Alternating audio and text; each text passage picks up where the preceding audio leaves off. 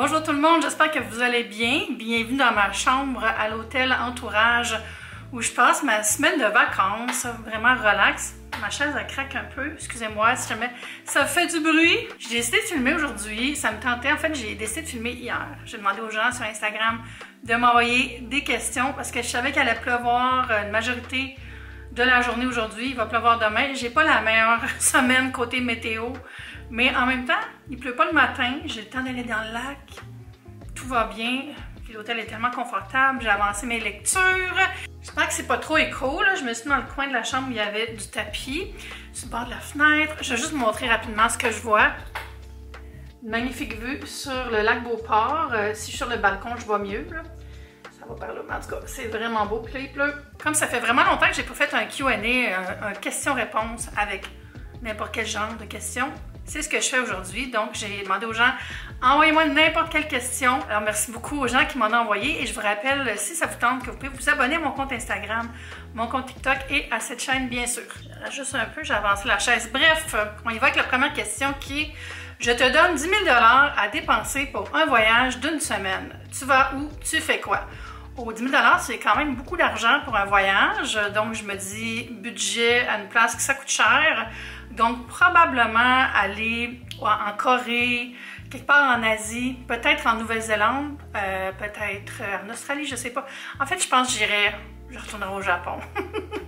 Niaiseux de même. En fait, 10 000 $, je préfère une tournée. Genre, je sais pas c'est quoi exactement géographiquement, là. Le Vietnam, il est là, le Japon. Mais je ferais genre Corée, Vietnam, Japon, je pense. Aller en Asie. Puis j'amènerais quelqu'un avec moi. J'aimerais peut-être mon amie Annie, tiens, si ça pouvait se libérer.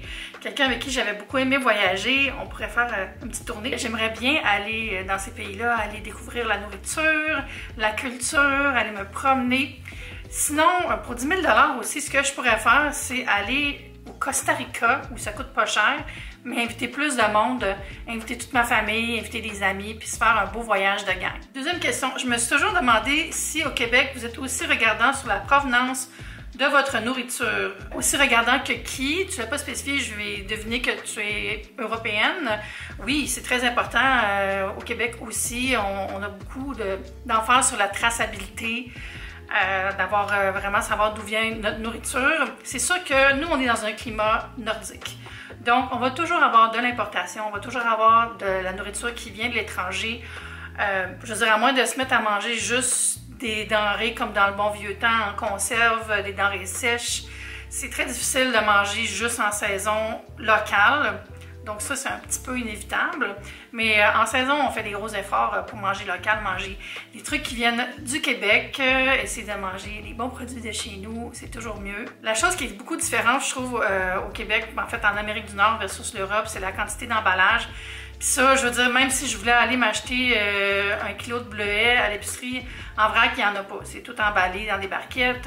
Regarde, je pourrais aller dans un marché Farmers Market, mais c'est pas toujours des choses qui viennent des fermes. Des fois, ils viennent des mêmes places qui distribuent dans les épiceries. Fait que, ben, ça vient d'une ferme à la base, là, mais c'est pas comme les petits marchés, tu sais, à New York, là, que tu y vas, puis il y a quelqu'un qui a ses 100 miches de pain au levain, l'autre du miel qui vient d'en arrière, à sa cour en campagne.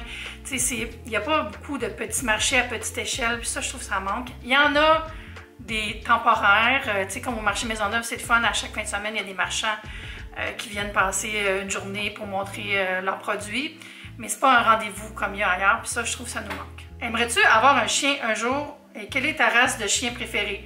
J'ai mergé 2 questions, je sais pas pourquoi 2 personnes m'ont parlé de chien. Non, j'ai pas vraiment l'horaire pour m'occuper d'un chien. Sortir un chien tous les jours, je pourrais pas faire ça. J'aime beaucoup les chiens des autres. Par contre, j'aime beaucoup le chien à mon père. Il y a un caniche qui s'appelle Zorro. Mais oh mon Dieu, si j'avais à avoir un chien, ça serait pas un gros chien. Mais ça serait pas un petit chien non plus. J'aime bien les Airedale. On en avait un quand j'étais petite, il s'appelait Coton.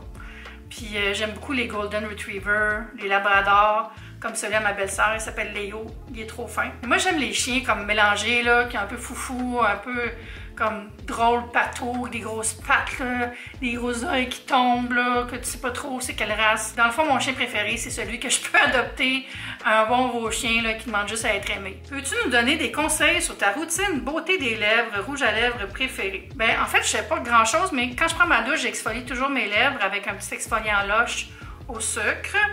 Puis je mets du baume à lèvres si je porte pas de rouge à lèvres. C'est vraiment tout ce que je fais. Là, j'ai une petite cicatrice, par exemple, j'ai eu un mini bouton là, qui est resté comme vraiment longtemps. Puis je voulais pas rien faire parce que je voulais pas avoir de cicatrice. Mais Caroline, ça m'en a laissé une pareille. Puis j'étais un petit peu frue. Fait que là, je l'hydrate. Là, j'ai une petite huile à lèvres de Lise Wattier que j'aime beaucoup. Donc, les huiles à lèvres, j'aime vraiment ça. Celle de Lise Wattier, Clarins aussi. Je trouve que ça hydrate bien, ça donne un petit peu de couleur, mais je dirais que c'est moins collant qu'un gloss. C'est pas mal ça en termes de routine. Je fais pas grand-chose à mes lèvres. J'ai pas d'injection ni rien. Faut-tu faire de quoi quand on a des injections? Je sais même pas c'est quoi la routine de lèvres de quelqu'un qui a pompé ses lèvres. Est-ce que tu arrives toujours à te coucher tôt? Bravo, moi toujours pas. J'ai rechuté un peu, mais pas aussi pire qu'avant. Avant, je me couchais à 3 h du matin quasiment chaque nuit, c'était ridicule. Puis à un moment donné, j'ai réussi à me coucher plus avant minuit. Là, je tourne autour de 11h30, mais je ferme mon livre ou mon téléphone vers minuit et demi. Là, fait que c'est quand même tard, je trouve. On dirait que quand je reviens de vacances, c'est un bon moment pour me faire un reset de ce genre-là. Donc je me suis dit, en revenant, je vais essayer de garder ma routine, de me lever tôt et me coucher pas trop tard. Puis j'aime ça me lever tôt, j'aime ça me sentir comme active, productive le matin, mais aussi prendre du temps pour moi. Genre de 7 à 9, ça, j'aime vraiment ça. Ça, je fais chez nous d'habitude. C'est pas mal ça que je fais. J'arrive quand même à me lever tôt, mais me coucher tôt, difficile. Pourtant, je me sens tellement bien quand je me couche, mettons vers 10h, 10h30, là. Hey, je suis en forme le lendemain, là. Donc, c'est difficile. Je me mets des rappels à mon téléphone qui me disent « Prépare-toi, va te mettre en pyjama, va te laver le visage comme un enfant. » Mais ça m'aide beaucoup. Puis avoir le même petit rituel aussi, ça m'aide beaucoup. J'ouvre mon lit, je mets mon petit spray, le vrai cliché. Là. Puis une autre affaire qui m'aide à me coucher tôt, c'est que mon chat Kiki, elle me crie après si jamais il est trop tard parce qu'elle a voulu se coucher dans le lit. Puis il faut que je sois là. Tu as enlevé ton piercing en haut de l'oreille. Cicatrise mal ou juste comme ça? Oui, j'ai... Là, 3 ans, j'ai fait percer ici, puis là. Puis celui-là, les deux ont bien cicatrisé en fait. Les deux sont encore ouverts. Ici, j'avais un petit bijou Méjouri que j'aimais full, puis je l'ai perdu dans la douche. J'étais tellement fâchée. Puis ici, le bijou que j'avais, la pine était comme trop longue. Quand je me couchais, ça me faisait mal. Puis à un moment donné, je l'ai enlevé. Puis je l'ai juste jamais remis. C'est niaiseux de même, là. Mais les deux sont encore ouverts. Faudrait que je m'achète un anneau pour mettre ici, parce que quelque chose avec une pine, puis ici aussi, c'est pas confortable. Puis coucher, puis c'est comme, oh, non, ça te rentre dans le derrière d'oreille, là. Mais je trouve ça très beau encore. Contente de l'avoir fait, même que j'en mettrais peut-être plus. Question main, es-tu déjà allée à Bar Harbor? Oui, quand j'étais petite, je suis allée l'été de mes 6 ans. Puis je me rappelle parce qu'on avait fêté les 5 ans à mon frère, donc ça devait être au mois d'août. On faisait un voyage, on était allé à plusieurs endroits, je suis avec mes parents. Puis on était allé, je pense, c'est ce voyage-là qu'on était allé au Nouveau-Brunswick ou à l'île du Prince-Édouard ou les deux. Oui, je pense que c'est ça. Puis on était revenus, on était allé au Maine, à Bar Harbor. Puis on avait fêté, je me rappelle, dans le petit boisé de l'hôtel. Puis c'est super beau. C'est là que j'avais eu ma poupée que j'ai eu vraiment longtemps. C'est une poupée qui avait été achetée dans une boutique qui vendait de l'artisanat des gens des Premières Nations du coin ou de pas loin, là, je me rappelle pas, j'étais petite, là. Mais c'était une petite poupée avec des tresses puis une robe en carreau, puis je l'avais appelée Perle des Bois. Puis je l'ai encore, Perle des Bois, mais moi vous dire, elle est maganée. Tu sais, je l'ai eue quand j'avais 6 ans, là, fait que... Oh mon Dieu, elle est vieille. Elle avait eu un trou dans la jambe, puis les chiffons qui sont dans son corps, c'est une poupée de chiffon, avait commencé à tomber, fait que j'avais mis un petit band-aid. Fait que c'est ça, Bar Harbor, j'ai pas un souvenir de la destination, mais il faudrait bien que j'y retourne à l'âge adulte. Es-tu parfois tanné de devoir documenter ta vie? Tu fais quoi pour te remotiver à le faire? Oui, le vlogging, c'est comme des hauts et des bas, mais bon, premièrement, tu sais, moi, là, j'ai toujours été quelqu'un qui documentait tout, qui prenait des photos de tout, qui filmait tout, qui faisait des journaux, qui faisait des listes. Tu sais, j'ai toujours aimé ça, me souvenir de ce que j'ai vécu. Fait que pour moi, commencer à vlogger, ça a été quand même naturel, puis j'aime beaucoup ça. J'ai eu une période, 3-4 ans, je me rappelle pas si c'était avant ou après, pendant la pandémie, mais en tout cas, j'avais comme décidé, là, je vais arrêter de vlogger, là, je suis tannée. C'est parce que j'avais eu un gros bout où je me faisais littéralement harceler par la même personne en ligne, une personne que je connais pas, une personne anonyme. Ça m'avait vraiment affectée, puis je sais pas pourquoi, parce que maintenant, le même genre de situation arriverait, puis je ferais juste, ok, bye, tu sais. Mais bon, ça vient avec l'expérience, je pense. Mais... ce que j'ai changé quand même, c'est que je dis pas tout ce qui se passe dans ma vie, je parle pas tout de ma vie privée. Oui, je documente, mais je montre pas absolument chaque minute de mon temps. Tu sais, j'ai des amis que vous connaissez pas, j'ai des sorties que je fais dont je vous parle pas. Je parle pas toujours de tout ce qui se passe dans ma tête, dans ma santé, dans ma journée. Faut se garder ses propres jardins secrets. C'est correct de parler de choses ouvertement. Mais je pense que moi, ce qui est important en premier, c'est la transparence et l'honnêteté dans ce que je vous dis. Après, je ne suis pas obligée de tout dire non plus. Puis à ce moment-là, ça fait que j'ai quand même ma vie à moi qui est séparée de la vie qui est à la caméra. Par contre, je suis quand même vraiment la même fille dans les deux bords. Je n'ai pas un personnage quand je filme. Je ne serais pas capable. Je pense que ça serait bien trop épuisant. Mais je sais qu'il y en a qui font ça aussi, qui ont comme...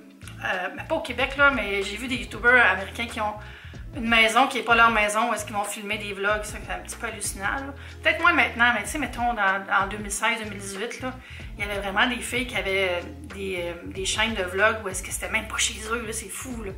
Je ferais jamais ça, quelle histoire. Mais non, je me tente pas vraiment, j'aime ça partager, j'aime ça documenter pour moi aussi, pouvoir retourner en arrière, voir ce que j'ai vécu, je trouve ça vraiment le fun. C'est comme des albums photos. Quel rêve aimerais-tu réaliser dans les prochaines années? Ben, tu sais, là, j'ai 53 ans, fait que c'est comme les derniers 10-12 ans, là, officiellement, que je devrais être au travail avant la retraite. Mais on dirait que j'ai pas le goût d'être à la retraite, j'ai le goût d'être moins responsable des paiements ou des choses. Donc, peut-être, mon rêve, c'est d'être à un objectif d'économie, d'épargne pour pouvoir me permettre de vivre comme je veux, puis pas être obligée de travailler quand je vais avoir 65, 66 ans, quelque chose comme ça. Fait que ça a l'air vraiment comme petit comme rêve, mais je rêve de pouvoir prendre une retraite. Je rêve de pouvoir être libre de mes mouvements puis de mes journées à un âge de retraite assez jeune, tout en continuant à travailler quand même. Tu sais, ma mère, elle continue à donner des cours, même si elle est dans la 70aine. Puis techniquement, elle est à sa retraite, là, mais tu sais, elle continue à donner des cours de chant parce qu'elle aime ça. Donc moi, c'est ça mon rêve, c'est de continuer à faire ce que j'aime, mais d'être dans une stabilité financière qui fait que je suis techniquement à la retraite. Quel prénom aimes-tu, homme ou femme? Honnêtement, je sais pas, dans le sens où c'est pas quelque chose à laquelle je m'arrête, probablement parce que j'ai jamais voulu avoir d'enfant, fait que je suis pas comme une liste de prénoms dans une note sur mon téléphone, là. J'ai jamais fait ça, même quand j'étais petite. C'est comme, je pense que c'est juste que j'aime les noms simples et qu'on peut écrire logiquement aussi. Tu sais, c'est fun les noms plus funky, là, mais tu sais, écris pas Charles, S-H-A-R-L-L, tu sais, genre... En fait, j'aime les noms courts et simples, probablement parce que j'ai un nom court et simple, mais j'ai pas de liste à partager. Dans le fond, j'aurais pas dû répondre à cette question-là. J'ai pas de bonne réponse. Que penses-tu des gens qui aiment se promener sous la pluie, sans parapluie et sans vêtements de pluie? Ben, je pense que c'est une belle connexion. Moi, j'ai été dans le lac tantôt pendant 20 minutes où il pleuvait, puis c'était vraiment le fun. J'étais couchée comme la petite pluie, là. J'aimais ça, mais en même temps, j'étais déjà tout trempe. C'est sûr qu'il y a un danger s'il y a de l'orage, donc peut-être pas faire ça, mais ouais, moi, je trouve ça le fun de se prendre pour un personnage de film, puis de tournoyer sur soi-même en levant les bras vers le ciel pendant que la pluie tombe sur nous, tel Mario Pelcha. Si tu pouvais poser une question à la future toi, ce serait laquelle? Ah, je veux pas le savoir. Je veux pas le savoir. Ah, je demanderais les numéros de l'auto, là, pour vrai, quelque chose de simple là, qui va m'améliorer ma vie maintenant. Je comprends pas les gens qui vont voir des voyantes pour savoir quand ils vont mourir, qu'est-ce qui va leur arriver. Premièrement, on peut rien changer. C'est comme, mettons que c'est vrai, là, mettons que ça marche. Pourquoi vous voulez le savoir? Si c'est une bonne nouvelle, vous allez être comme tout le temps en mode anticipation. Puis si c'est pas une bonne nouvelle, vous allez être triste puis stressé. Fait que non. Mais ouais, la future, moi, je voudrais juste comme qu'elle me dise, dis-moi les numéros du 49 ou les numéros, les résultats sportifs, comme dans Back to the Future. Parce que c'est sûr, ça va continuer des paris sportifs. Je ne vous encourage pas à faire des paris. 18 ans et plus seulement. Regardes-tu les feux d'artifice cette année? Je les ai toutes manquées, j'étais jamais là ou j'étais occupée. Donc, pas encore, mais j'aimerais ça. Mais je pense que quand je vais revenir, il va en rester un, les feux d'artifice à Montréal, qu'il y a 2 fois par semaine. J'aimerais ça. En plus, je suis pas trop loin de où est-ce qu'on peut bien les voir. Je pourrais aller sur mon toit, on les voit, mais tu sais, c'est un peu loin. Aimes-tu tes New Balance 530 et si les pointures sont exactes ou sont faites petits? C'est des pointures exactes, puis ils sont faits larges, puis je les adore. Ils sont vraiment faits pour un pied large et haut, sans problème. Moi, j'ai pris ma taille habituelle, puis ils font super bien. J'ai ajouté une petite tache pour le pied, une petite tache qui se colle, là, juste pour un peu plus de support de mes pieds. Mais wow, vraiment des bonnes chaussures. Ça coûte 130 $. Des fois, je les vois en vente, mais c'est rare. Il y a d'autres modèles de New Balance, mais c'est vraiment ceux-là qu'après avoir fait des lectures, j'ai vu comme étant le meilleur modèle pour la marche, marcher les longues journées, marcher dehors. Donc, je suis très satisfaite de cet achat-là. Puis, ils restent super beaux, sont faciles à nettoyer. Donc, je recommande. Quel livre lis-tu présentement? Coup de cœur récent. Je suis encore en train de lire A Little Life. Mais ouais, quand je suis allée dans le Maine, j'étais rendue à la page 110, genre, puis là, je suis rendue à la page 360. Puis depuis 160 pages environ, c'est vraiment bon. Fait que je vais sûrement la finir cette semaine. Puis après, j'ai Dust. Je l'ai apporté, mais je ne l'ai pas commencé.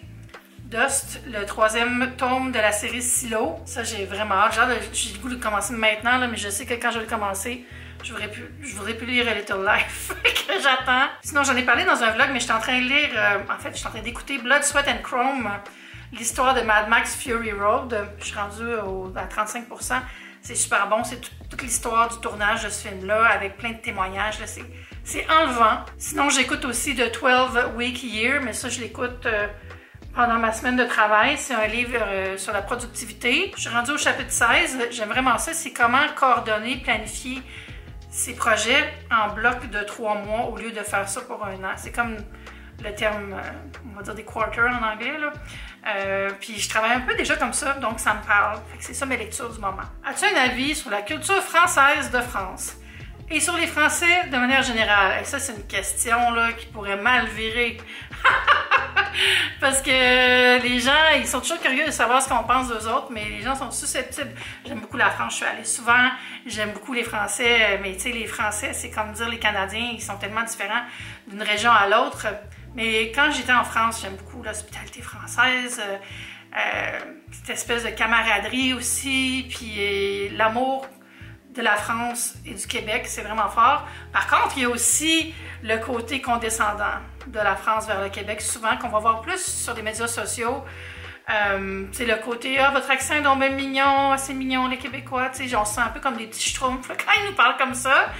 Puis aussi, il y a vraiment un côté argumentatif que nous, on n'a pas, tu sais, de vouloir parler de sujets en mode discussion un peu belliqueuse, là. Ça, c'est plus des gens parisiens avec qui j'ai vécu ça. Côté comme de s'obstiner, nous, on n'est pas comme ça là, ici. Fait que souvent, on le prend bien trop personnel, puis on se sent attaqué. Fait que pour ça, des fois, j'ai un petit peu plus de misère. Mais là, je suis franche avec vous autres. Hein? Aussi, honnêtement, là, encore en toute transparence, l'affaire qui est agaçante quand on est sur les médias sociaux versus la France, c'est de continuellement se faire reprendre sur comment on parle. Sur comment prononcer, comment dire les noms des choses, c'est pas un melon c'est une pastèque, tout ça, alors que cognitivement, nous, on sait déjà tout ça, c'est juste qu'on est des Québécois. Fait qu'on parle comme des Québécois. Puis je suis comme, qu'est-ce que je fasse?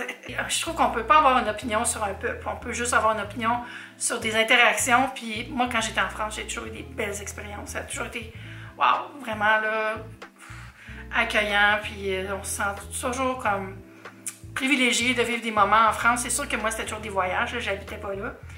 Mais ça a toujours été le fun. J'ai eu plus de misère à Paris des fois, mais ça fait quasiment partie de la caricature.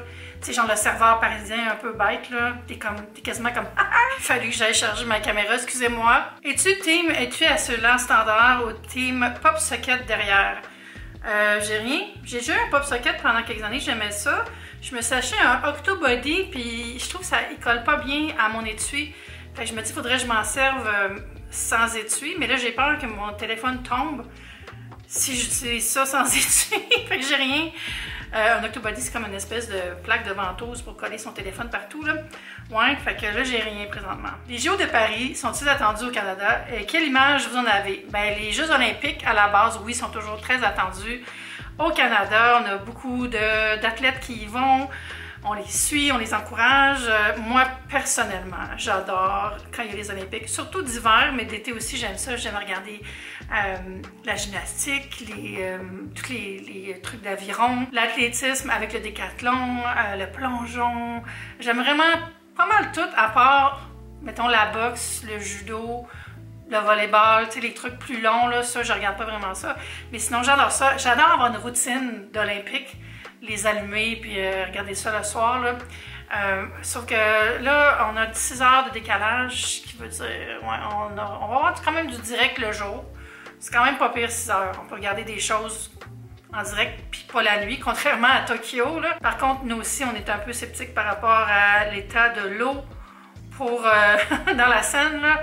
Puis les infrastructures, puis tout. Mais tu sais, honnêtement, on dirait, à part quand ça se passe au Japon ou en Chine, là, c'est toujours un peu tout croche.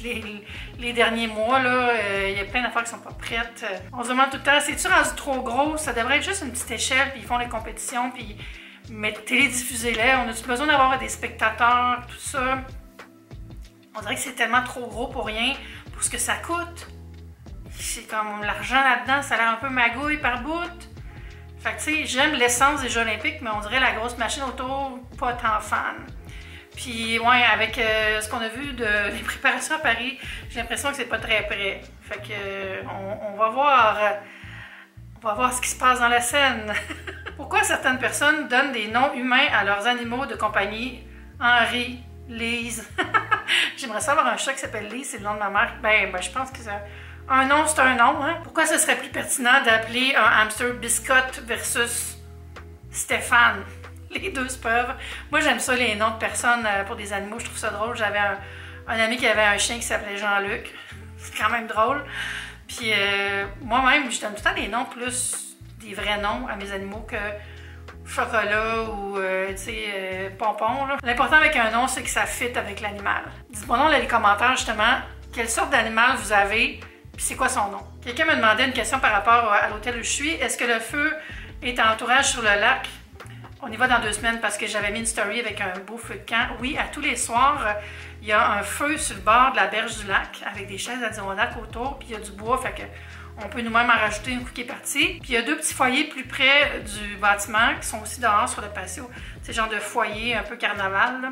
Puis il y a aussi des chaises autour, on peut s'installer, on peut jaser avec les gens ou juste pas parler, regarder dans le vide, regarder le feu. Je pense que c'est pour ça que j'aime ça ici. Ils font vraiment plus de petites occasions de même d'être dehors, d'être bien. As-tu fait spa puis plonger dans le lac style cold plunge?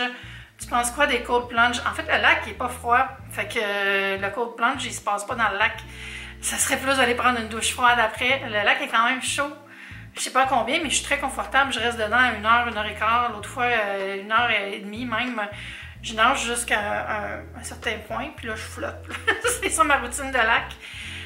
Mais moi, j'aime bien les cold plunge. J'aime aussi prendre des douches froides. Ça fait du bien, ça réveille. On dirait que ça m'allume le cerveau.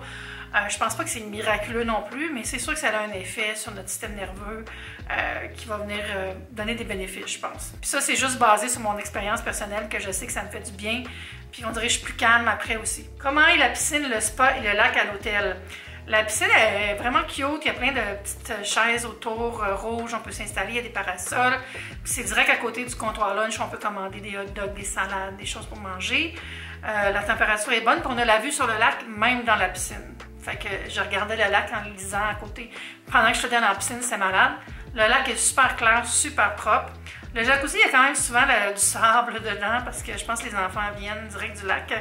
Mais il est quand même propre en tant que tel, puis j'adore ça. Ça va être la fin de la vidéo parce que là, je manque encore de batterie. Mais je vais terminer en vous rappelant de vous abonner à ma chaîne, mais en vous montrant la pluie dehors. J'ai ma chemise qui traîne là. Il y a des gens sur le balcon d'à côté, fait que regardez ça. Il y a des gens un peu partout, fait que je vais garder ça focus sur le lac.